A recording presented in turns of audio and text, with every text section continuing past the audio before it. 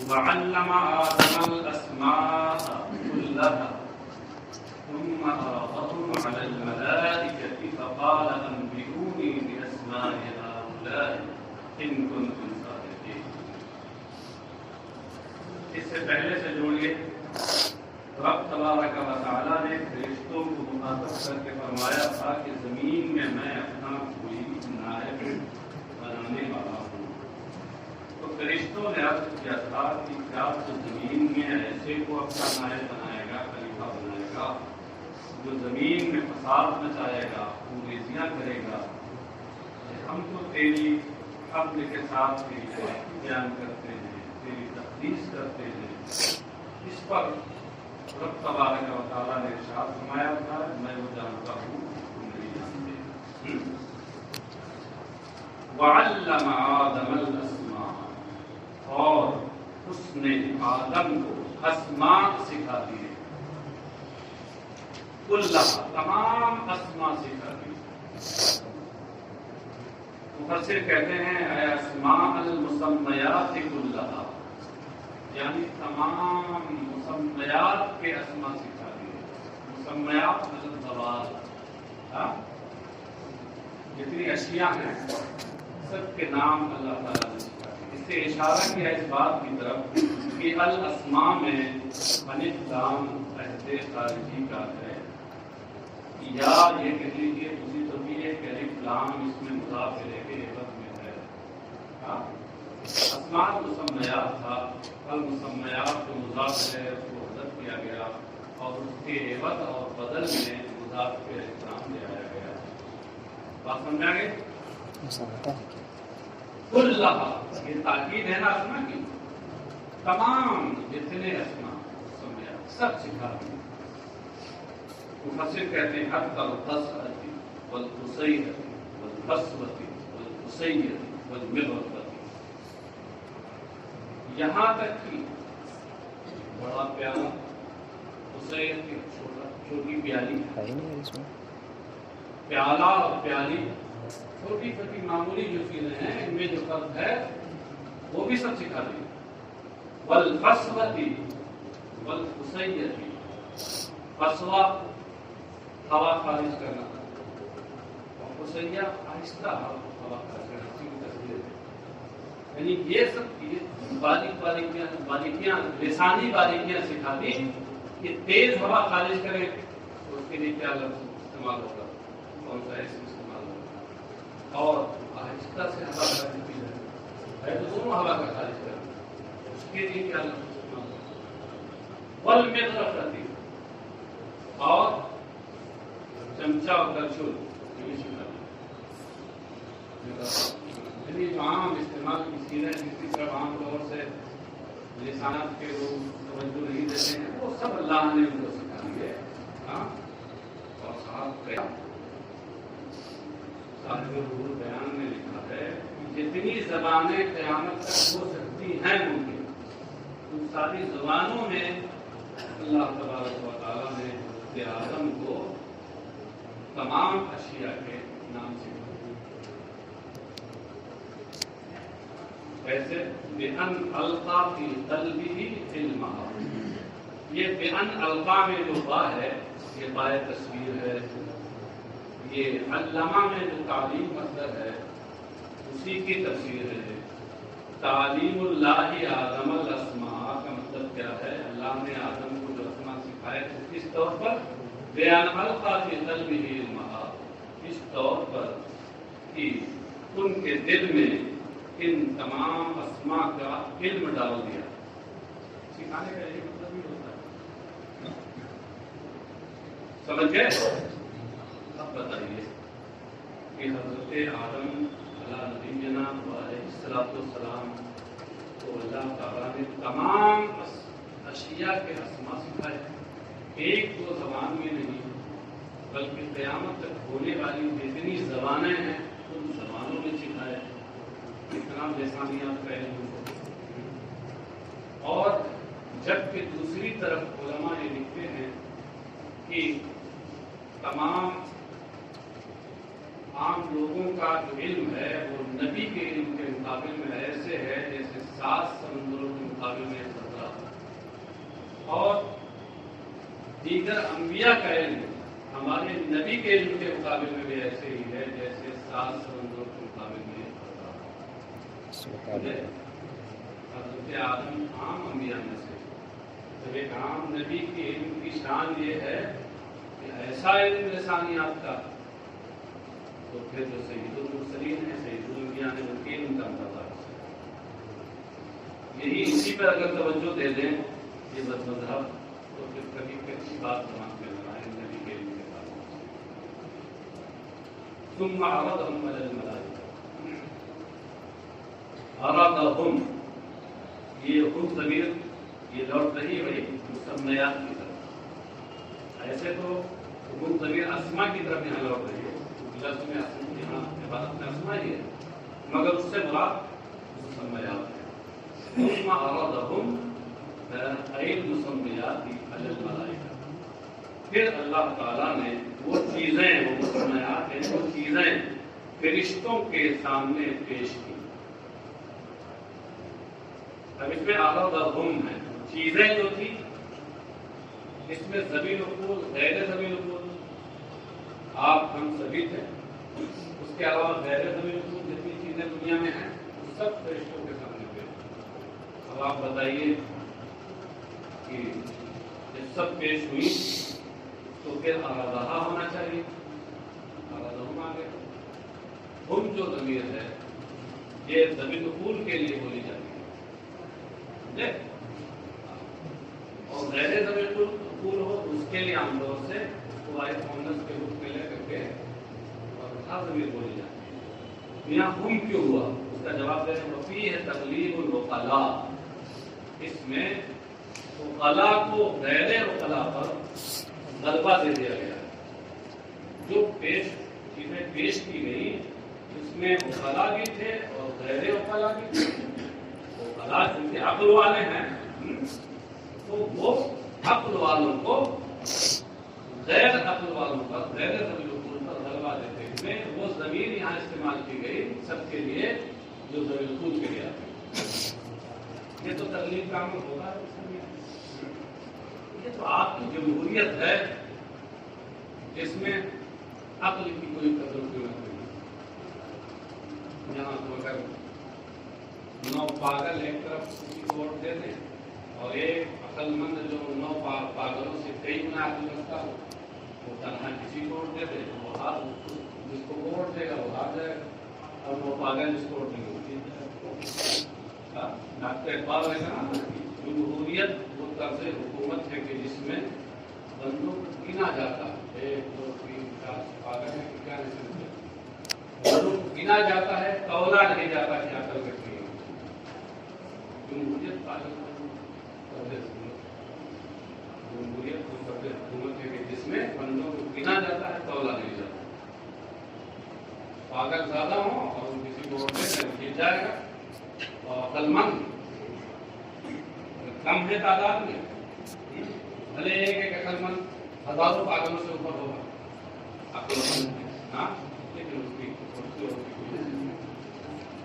چلیں صاحب تغلیب العقلاء علی الملائکہ، ثم عرضهم علی الملائکہ، پھر اللہ نے وہ چیزیں فرشتوں کے سامنے پیش کی، فقال انبئونی باسماء هؤلاء ان کنتم صادقین، اور میں ارشاد فرمایا اس سے انہیں فرشتوں سے تبکیتاً کا مطلب کیا ہے، محشد بین صدر توبیخاً و اصداقاً، ان کی زبان بند کرنے کے لیے ارشاد فرمایا انبئونی باسماء هؤلاء ان کنتم صادقین، ان چیزوں کے نام بتا دو۔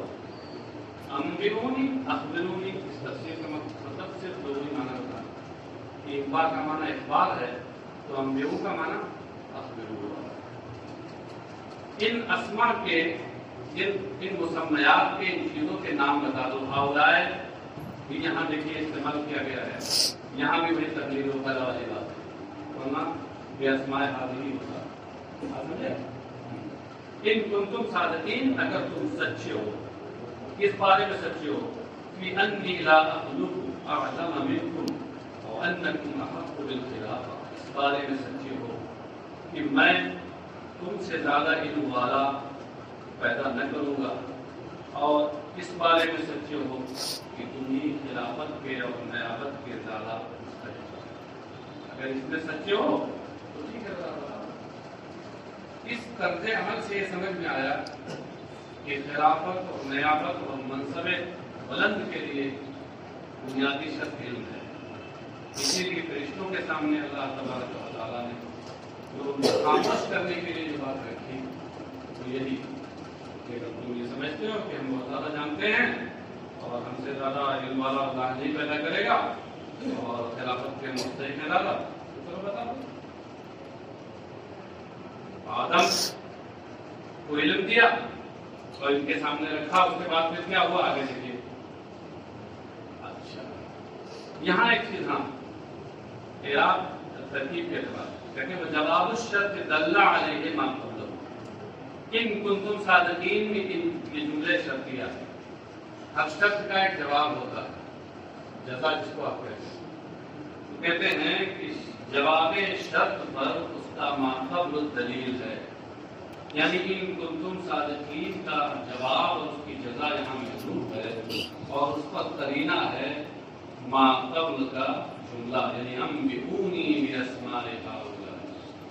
عبارت کیا بنے گی کہ ان کنتم صادقین فانبئونی باسماء ہؤلاء، تو یہ فانبئونی جو جزا کی محذوف ہے۔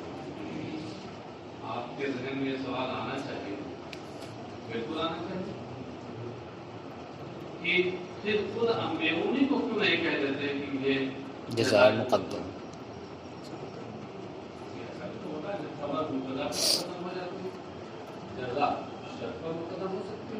تو خود انبئونی کو کیوں نہیں کہہ دیتے کہ یہ جزائے مقدم؟ یہاں جزا کو مقدر اور محذوف کیوں ماننا ہے؟ ہاں یہ سوال ہے نا، اس لیے مان رہے ہیں کہ انبئونی کو آپ جزا نہیں بنا سکتے، کیونکہ جب امر یا نہیں یا طلب کے صیغے جزا بنے تو صورت میں فا کا لانا واجب ہے، واجب ہے، جائز نہیں ہے، واجب ہے۔ یہاں فا ہے نہیں، جب فا نہیں ہے تو اس کو کہتے جزا نہیں، اس لیے کہتے ہیں کہ وہ جزا نہیں ہے، جزا پر دال ہے اور قرینہ ہے۔ یہ جگہ جگہ بتائیں گے یا جگہ تشریح نہیں ہوتی۔ قالوا سبحانك لا علم لنا الا ما علمتنا انك انت العليم الحكيم۔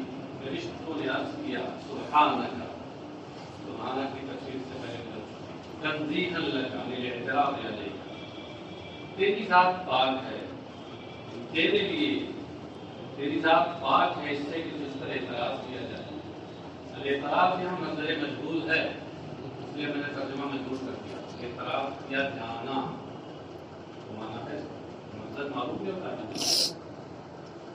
لفظ میں کوئی فرق نہیں ہوتا، مانا میں فرق ہوتا ہے، مصدر معروف مصدر مجہول۔ ہاں کہاں مصدر معروف کہاں مصدر مجہول، وہاں آپ کا ذوق لطیف یا اگر ذوق نفیس ہو تو وہ بھی آپ کو بتا دے گا کہ کہاں کیا ہے۔ لا علم لنا الا ما علمتنا انك انت العليم الحكيم، ہمیں ہمارے پاس کچھ علم نہیں سوائے اس کے کہ جو تم نے ہمیں سکھایا۔ علم تنا کے بعد ایاہو نکالا یہ بتانے کے لیے کہ اس کا مفعول ثانی مفعول بہ ثانی محذوف ہے، کیونکہ علم کا یہ متعدی بدو مفعول ہے، نہ مفعول بہ اول پورے بات میں قرآن کریم میں موجود ہے، مگر مفعول بہ ثانی محذوف وہ ہے ایاہو۔ سمجھ گئے؟ انک انت العلیم الحکیم، یقیناً تو ہی ہے علم والا حکمت والا۔ انتا کے بارے میں تاکید للکاف، انکا میں جو کاف ضمیر منصوب متصل انہا کا اسم ہے، یہ انتا اسی کی تاکید ہے، یہ انہوں نے لکھا ہے۔ ویسے آپ چاہیں بعض مفسرین نے لکھا بھی ہے تو یہ کہتے ہیں کہ انتا یہاں صیغہ فصل ہے، آپ اس میں فصل بھی کہتے ہیں، صیغہ فصل ہے جو مسند اور مسند کے درمیان آتا ہے۔ العلیم الحکیم، وہی ہے علم والا حکمت والا. کیا مطلب ہے؟ الذی لا یخرج شیء عن علمہ، تو ہی ہے علم والا، یعنی تو ہی ایسی ذات والا ہے کہ جس کے علم سے کوئی چیز نہیں نکلتی، اور تو ہی حکمت والا ہے، یعنی الذی لا یخرج شیء عن حکمتہ، حکمت سے کوئی چیز نہیں نکلتی. تیرے ہر عمل میں کوئی نہ کوئی حکمت ہے. قال یا آدم انبئہم باسمائہم، قالا کے بعد تعالی نکال کر مفسر نے یہ اشارہ کیا کہ قالا میں ضمیر مرفوع کا مرجع اس میں دلالت ہے. ارشاد باری ہوا یا آدم، اے آدم، انبئہم، ہم کے بعد عین الملائکہ نکالا مفسر نے یہ بتانے کے لیے کہ اس کا مرجع ملائکہ. تفسیر کے مطلب تفسیر کبھی ترجمہ نے تشریح کرتی ہے، کبھی ضمیر کا مرجع بتاتی ہے، کبھی کسی نحوی قاعدے کی ترجمہ کرتی ہے، کبھی فصاحت و بلاغت کو جانے اشارہ وغیرہ وجوہات ہوتے ہیں. ارشاد باری تعالیٰ ہوا کہ انہیں فرشتوں کو، اے آدم، فرشتوں کو ان کے اسماء یعنی تمام اشیاء کے، تمام چیزوں کے اسماء بتا دو. فسمى كل شيء باسمه وذكر حکمته التي خلق لها. تو حضرت آدم نے ہر چیز کو اس کے نام کے ساتھ بتا دیا. یہ چیز، یہ کیا ہے تو فائل کہتے ہیں، یہ کیا ہے لاؤڈ اسپیکر ہے، یہ کیا ہے اسے کتاب کہتے ہیں. ہر چیز کو اس کا نام بتایا اور ساتھ ساتھ یہ بتایا کہ اس کی حکمت تخلیق کیا ہے، اللہ نے اس کو کس لیے بنایا. ایسا ہی سید الانبیاء علیہ السلام کے دل کا اندازہ ہے.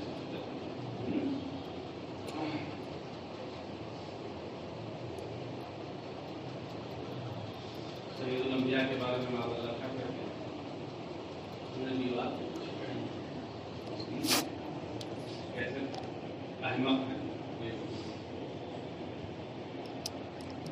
فلما انبأهم بأسمائهم قال ألم أقل لكم إني أعلم غيب السماوات والأرض وأعلم ما تخفون وما كنتم تكتمون.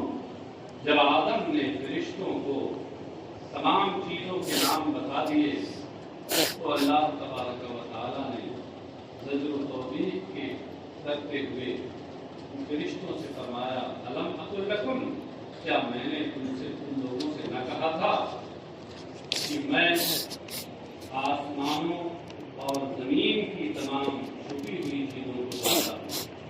غیب اس کی تفسیر ماں بابا کی ہمت سے کی ہے، اس سے پہلے بھی اس طرح کی کر چکے ہیں. اشارہ یہ ہے کہ غیب اصل کے لحاظ سے مطلب ہے، لیکن یہ مسئلہ مجاز یعنی مجاز مفصل کے طور پر غائب کے معنی میں ماں باپ، اور مطلب کبھی اس میں فاعل کے معنی میں ہوتا ہے، کبھی اس مفعول کے معنی میں ہوتا ہے.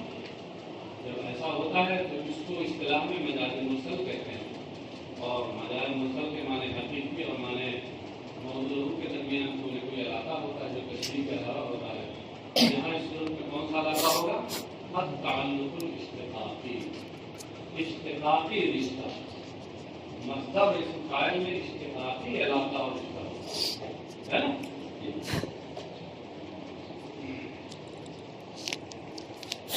وَأَعْلَمُ مَا تُبْدُونَ، تو میں آسمانوں اور زمین کی سب چھپی ہوئی چیزیں جانتا ہوں. وَأَعْلَمُ مَا تُبْدُونَ وَمَا كُنتُمْ تَكْتُمُونَ، میں وہ جانتا ہوں جس کو تم ظاہر کرتے ہو اور جسے تم چھپاتے تھے.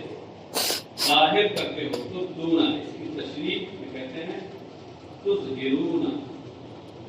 اس سے اشارہ کیا کہ یہ تبدون ابتدا بمانا اظہار سے مشتق ہے. تبدون کا معنی ہوگا تظہرون. اب اس کے بعد پڑھا ہے من قولکم اتجعلون فیہا. یہ بیان اور تفسیر ہے ما تبدون میں ما کا، کیونکہ ماں موصولہ وہ ہما ہے، اس میں ابہام ہوتا ہے.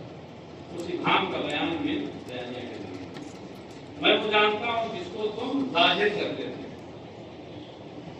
کیا ظاہر کیا تھا؟ اللہ کی بارگاہ میں لوگوں نے کہا کیا تو ایسے کو سرکہ بنائے گا کہ جو زمین میں فساد مچائے گا؟ مجھے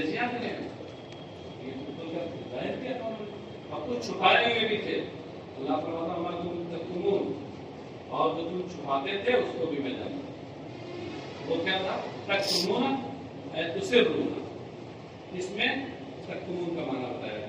اور پھر من قولکم میں یہ بیان ہے ما کنتم میں ما، جس کو تم چھپاتے تھے، من قولکم لن یخلق ربنا خلقا اکرم علیہ منا العالم، دل میں تم یہ چھپائے ہوئے تھے کہ ہمارا پروردگار کوئی ایسی مخلوق پیدا نہ فرمائے گا جو ہم سے زیادہ اس کی بارگاہ میں عزت و شرف والی ہو اور ہم سے زیادہ علم مضبوط کرے۔ جتنے دل میں چھپائے ہوئے تھے، زبان سے تو کہہ رہے تھے، وہ بات کہیں کہ دل میں چھپائے ہوئے تھے، اور میں سب کچھ جانتا ہوں۔ وَإِذْ قَالَ وَإِذْ قُلْنَا لِلْمَلَائِكَةِ اسْجُدُوا لِآدَمَ فَسَجَدُوا إِلَّا إِبْلِيسَ أَبَى وَاسْتَكْبَرَ وَكَانَ مِنَ الْكَافِرِينَ۔ اس سے پہلے نکالا مذکور، کیا بتایا؟ بات شروع میں گزر چکا ہے، ہم نے تشریح کی تھی، یہ کہا تھا کہ بتائیں گے نہیں ہے، وہاں پر یہی ہم تلاوت کریں گے کہ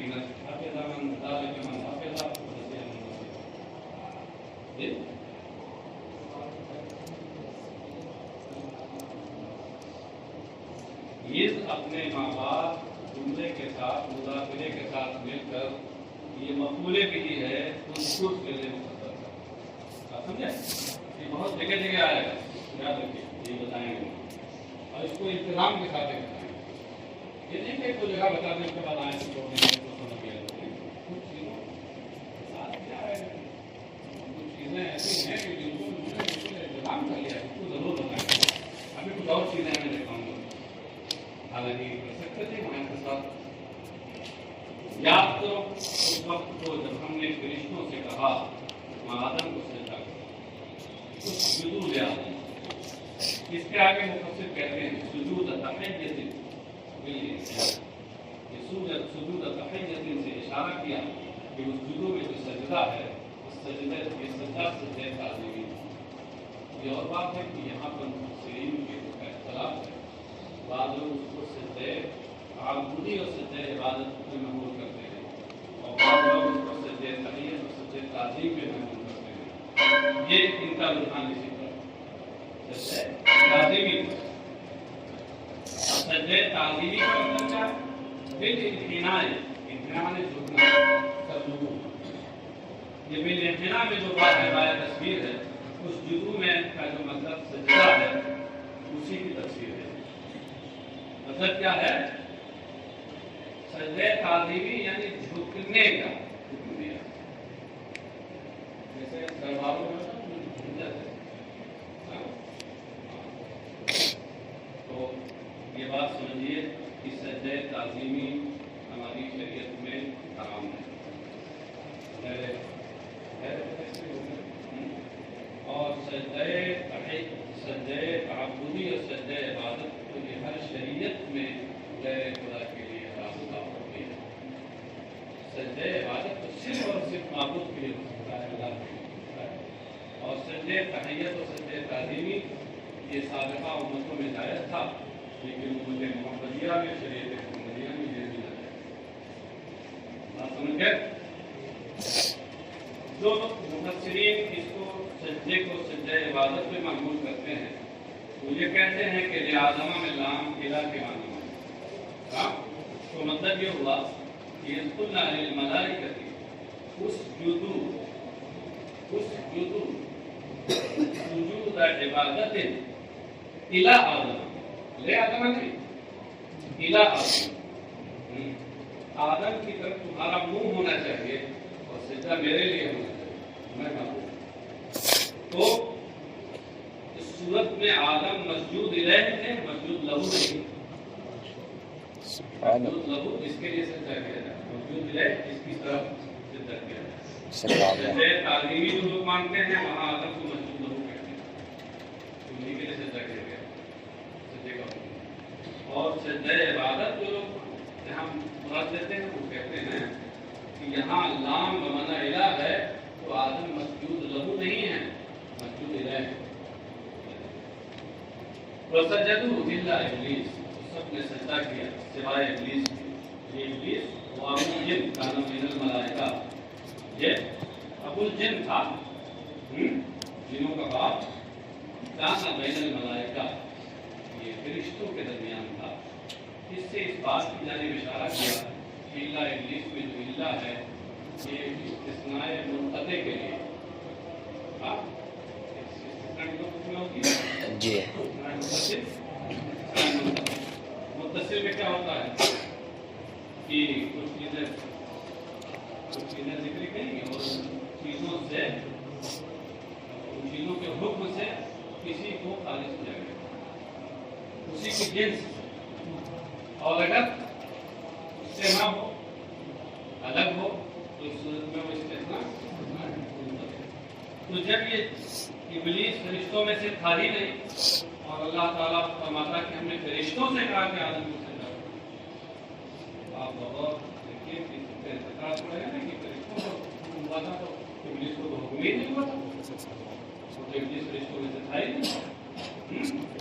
نہیں، فرشتوں میں سے تو نہیں تھا، لیکن کانا بین الملائکہ، فرشتوں کے درمیان گھل مل کے رہتا تھا، اور جب کوئی شخص کسی میں گھل مل کے رہتا ہے تو اسی کو حکم ہو جاتا ہے، اس لیے اس حکم میں تھا وہ شخص۔ یہ اور بات ہے، گہرائی میں جانے کے بعد یہاں اختلاف ہے مفسرین کا، بعض لوگوں نے اس کو استثناء منقطع کے بجائے استثناء متصل قرار دیا۔ ابا واستكبر وكان من الكافرين، اس نے انکار کیا، یعنی امتنع من السجود، سجدے سے وہ باز رہا۔ واستكبر، تکبر کی تفسیر میں کہتے ہیں، استكبر کی مطلب کہتے ہیں تکبر عنہ، اور اس نے تکبر کیا، یعنی اپنے آپ کو اس سے بڑا ظاہر کیا۔ تکبر کا معنی کیا ہوتا ہے؟ بڑا ظاہر کرنا۔ متکبر اسی کو کہتے ہیں جو اپنے آپ کو بڑا ظاہر کرے۔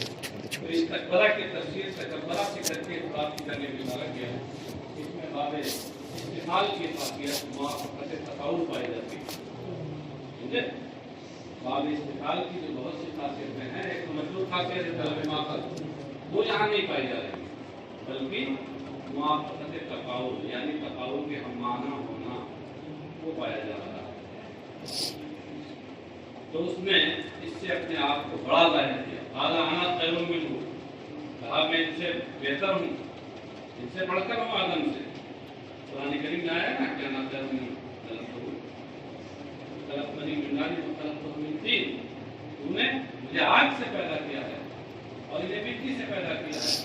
آگ کی فطرت ہے اوپر کی طرف جاتی ہے، ابھی آپ نے شعلے دیکھے ہیں آگ کے چل رہے تھے، تو آگ اوپر بھاگ رہے تھے، نیچے کی طرف تھوڑا جا رہے تھے، شعلے اوپر جاتے ہیں، اور مٹی کی فطرت ہے نیچے جانا، تو یہ نیچے ہیں، ہم اونچے ہیں، اوپر کی طرف جاتے ہیں، یہ اونچے والے کو نیچے والے کے سجدے کرنے کا حکم دے رہا ہے، یعنی اس نے غلط قیاس کیا،